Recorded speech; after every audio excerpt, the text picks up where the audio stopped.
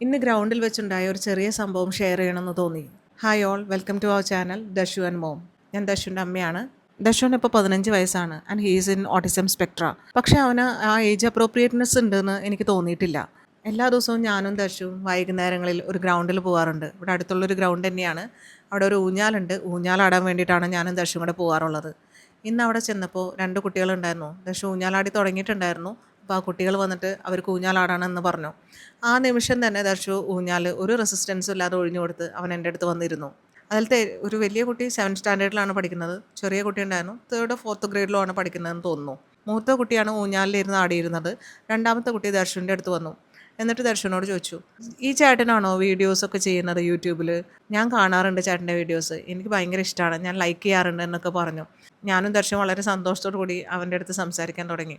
പക്ഷേ ഞാൻ നോക്കിയപ്പോൾ ആ വലിയ കുട്ടി ആ സ്വിങ്ങിലിരുന്നുകൊണ്ട് ദർശനെ വളരെ കീൻലി ഒബ്സർവ് ചെയ്യുന്നത് കണ്ടു. ദർശു ആണെങ്കിൽ ഇതൊന്നും ശ്രദ്ധിക്കുന്നുണ്ടായിരുന്നില്ല. അവൻ ആ കൊച്ചു കുഞ്ഞിൻ്റെ അടുത്ത് വളരെ വാത്സല്യപൂർവ്വം സംസാരിക്കാൻ തുടങ്ങി. മോൻ ഏത് ക്ലാസ്സിലാണ് പഠിക്കുന്നത്, ഏത് സ്കൂളിലാണ് പഠിക്കുന്നത്, ഏത് ഡിവിഷനാണ്, ഭക്ഷണം കഴിച്ചിരുന്നോ, ചായ കുടിച്ചോ, രാവിലെ ബ്രേക്ക്ഫാസ്റ്റ് എന്തായിരുന്നു, ഇതുപോലുള്ള ഒരുപാട് ക്വസ്റ്റ്യൻസ് അവൻ ചോദിക്കുന്നത് ഞാൻ കണ്ടു. ആ വളരെ ക്യൂട്ടായിട്ടുള്ള കോൺവെർസേഷൻ ഞാൻ വളരെ സന്തോഷത്തോടു കൂടി നോക്കിയിരുന്നു. ഇപ്പോഴും മറ്റേ കുട്ടി ഊഞ്ഞാലിരുന്നുകൊണ്ട് ദർശുവിനെ ശ്രദ്ധിക്കുന്നുണ്ടായിരുന്നു. കുറച്ച് കഴിഞ്ഞപ്പോൾ അവരുടെ അച്ചാച്ചൻ വന്നു. അച്ചാച്ചൻ്റെ അടുത്തും വളരെ പെട്ടെന്ന് തന്നെ ദർശു സംസാരിച്ചു തുടങ്ങി. അച്ചാച്ചൻ്റെ പേരെന്താണ്, അച്ചാച്ചൻ്റെ വീട് എവിടെയാണ്. ആദ്യം തന്നെ അവന് കൺഫ്യൂഷൻ തോന്നി. അച്ചാച്ചൻ വിളിക്കണോ ചേട്ടാന്ന് വിളിക്കണോ ആയിരുന്നു. പിന്നീട് അവൻ അച്ചാച്ചൻ തന്നെ തീരുമാനിക്കുകയുണ്ടായി. അച്ചാച്ചൻ പേര് പറഞ്ഞത് ഉണ്ണികൃഷ്ണൻ എന്നാണ്. ആ നിമിഷം തന്നെ ഞാൻ ശ്രദ്ധിച്ചത് എന്താണെന്ന് വെച്ചാൽ, ഉണ്ണികൃഷ്ണൻ്റെ പേരുള്ള അവനറിയാവുന്ന എല്ലാ ആളുകളുടെയും ലിസ്റ്റ് അവൻ്റെ മൈൻഡിലൂടെ സ്ക്രോൾ ചെയ്യുന്നുണ്ടെന്ന് എനിക്ക് മനസ്സിലായി. അപ്പോഴേക്ക് ഇരുട്ടായി തുടങ്ങിയിട്ടുണ്ടായിരുന്നു.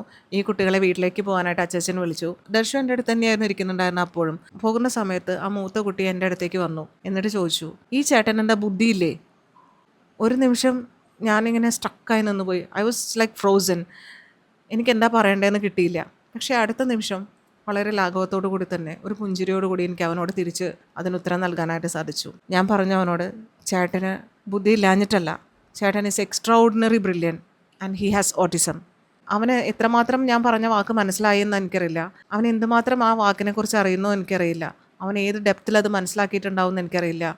ഇനി അവൻ അതിനെക്കുറിച്ച് ചിന്തിക്കുമോ എന്ന് പോലും എനിക്കറിയില്ല.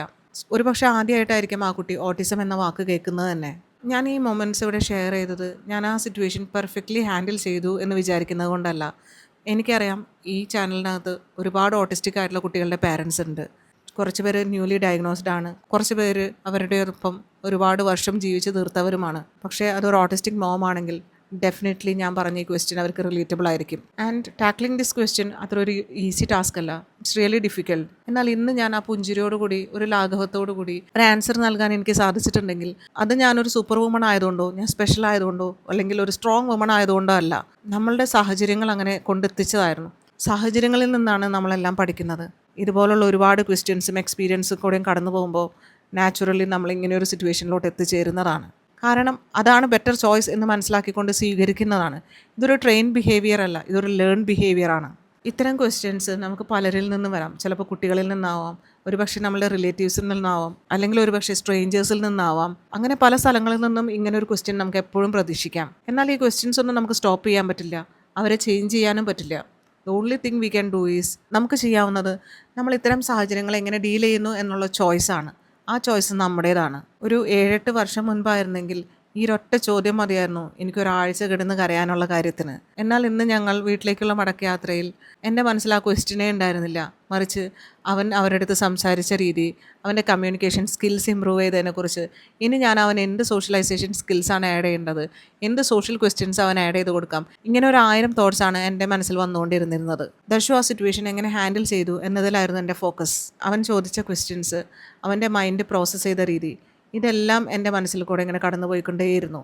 ഇത്തരം സിറ്റുവേഷൻസ് വരുമ്പോൾ നമുക്ക് റിയാക്ട് ചെയ്യാം, പക്ഷേ അതുകൊണ്ട് ഒരു മാറ്റവും നമുക്ക് വരുത്താൻ പറ്റില്ല. എന്നാൽ എനിക്ക് തോന്നിയിട്ടുള്ളത് നമ്മൾ കാമായിട്ട് റെസ്പോണ്ട് ചെയ്താൽ ഈ സിറ്റുവേഷൻ വളരെ നോർമലൈസ് ചെയ്യാനായിട്ട് സാധിക്കും. ഇങ്ങനെ ഒരു അപ്രോച്ചാണ് എന്നെ കുറേ കൂടെ റെസിലിയൻ്റ് ആക്കിയത്, എന്നെ കുറേ കൂടെ ഗ്രൗണ്ടഡ് ആക്കിയത്, എൻ്റെ ലൈഫ് കുറച്ചും കൂടെ പീസ്ഫുൾ ആക്കിയതെന്ന് എനിക്ക് പലപ്പോഴും തോന്നിയിട്ടുണ്ട്. ഇത് ഇപ്പോഴും ഞാൻ പെർഫെക്ഷനിലല്ല, I'm also on the way of learning. So ഇത് ഞാൻ ഷെയർ ചെയ്യുന്നത് ഇത്തരത്തിൽ സ്ട്രഗിൾ ചെയ്യുന്ന പാരൻസിന് വേണ്ടിയിട്ടാണ്.